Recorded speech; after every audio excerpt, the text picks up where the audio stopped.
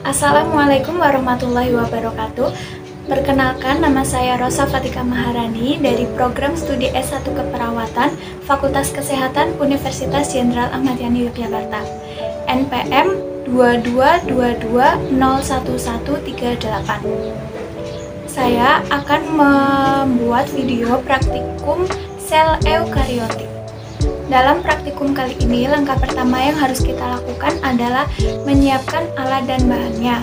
Alat dan bahan yang pertama ada kertas gambar, kemudian pensil, penghapus, pulpen, terus penggaris, dan alat untuk mewarnai. Saya pakai spidol dan pensil warna. Kemudian setelah menyiapkan alat dan bahan, kita langsung mulai menggambar.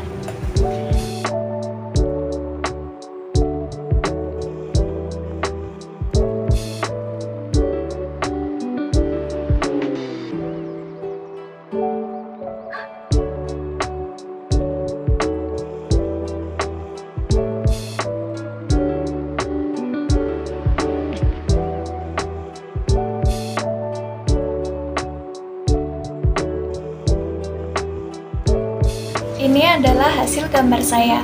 Setelah selesai menggambar, sekarang kita akan mulai mewarnai.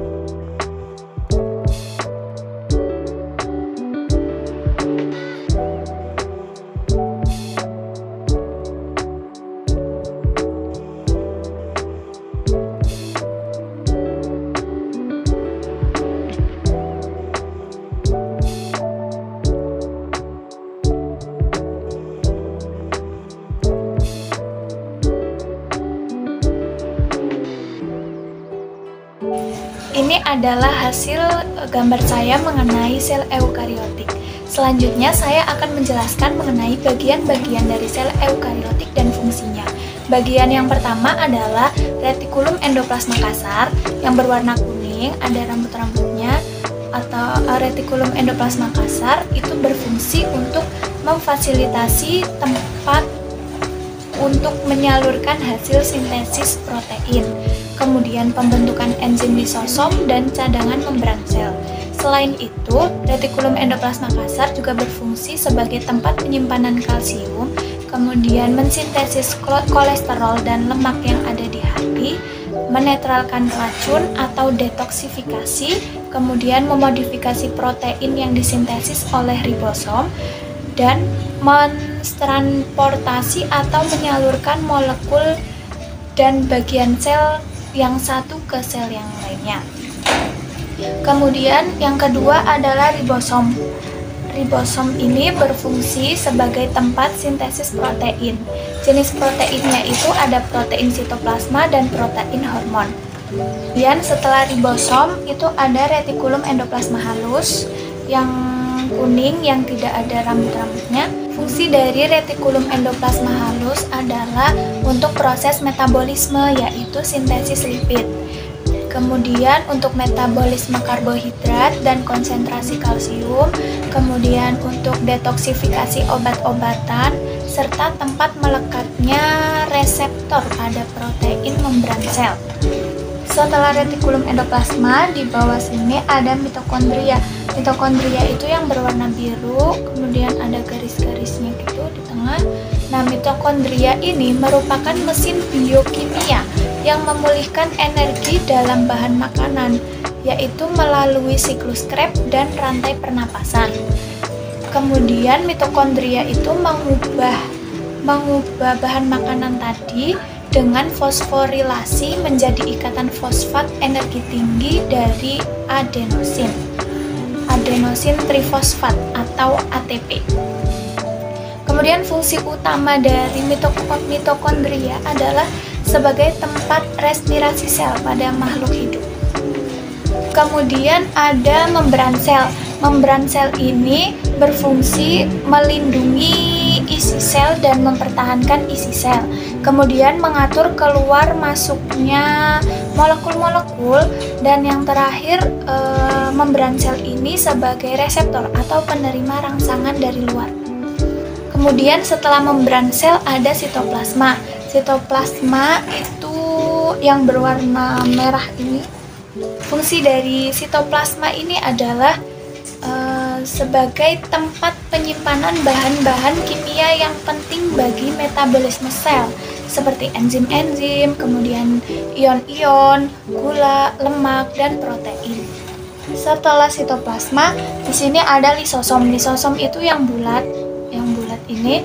Nah, lisosom ini berfungsi untuk memfagositosis makromolekul atau mikroorganisme yang masuk ke dalam sel. Kemudian setelah lisosom ada sentriol. Sentriol yang berwarna hijau. Sentriol berfungsi mengorganisasi benang mitosis pada saat pembelahan sel. Selanjutnya adalah aparatus Golgi atau badan Golgi, itu yang berwarna merah ini.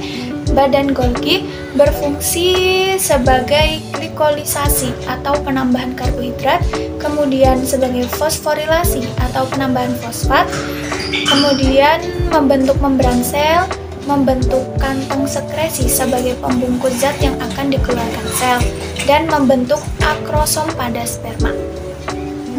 Setelah aparatus Golgi, di sini ada nukleus. Nukleus itu yang di tengah, nukleus atau inti sel. Nukleus itu dibagi menjadi 3. Nukleus itu terdapat 3 bagian. Nah, yang pertama itu ada nukleoplasma, ada nukleolus, dan membran inti. Membran inti itu yang ada di luar sini nih, yang di tengah-tengah ini.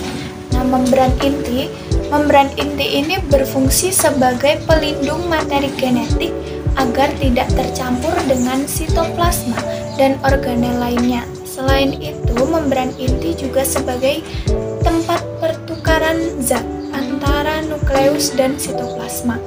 Kemudian ada nukleolus. Nukleolus itu yang bulatan di tengah ini, fungsinya untuk pembuatan ribosom, kemudian untuk transkripsi RNA, khususnya asam nukleat ribosom atau rRNA.